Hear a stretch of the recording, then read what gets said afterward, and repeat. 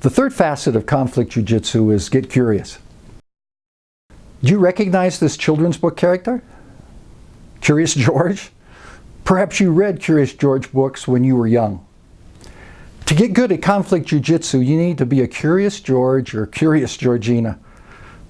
But curious about what?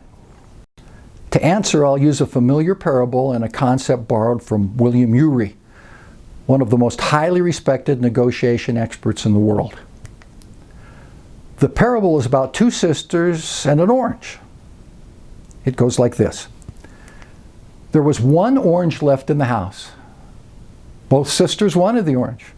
An argument ensued. Finally and angrily, they cut the orange in half. One sister took her half into the backyard, ate it, was still hungry, and in disgust threw the peel into the compost bin. The second sister remained in the kitchen, peeled her half, and threw the meat of the orange away.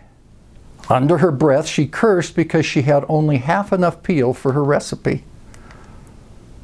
William Ury suggests that in conflict, it is wise to distinguish between a person's position and their interest.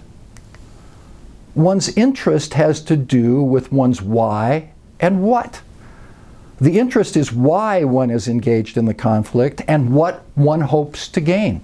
That is, the underlying needs or wants driving the conflict. One's position is the how. That is, the strategy one is adopting to satisfy one's underlying needs or wants.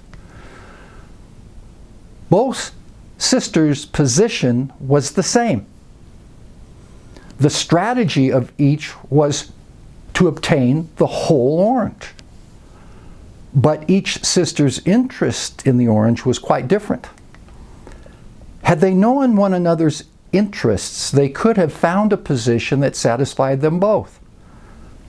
One gets the peel, the other gets the fruit.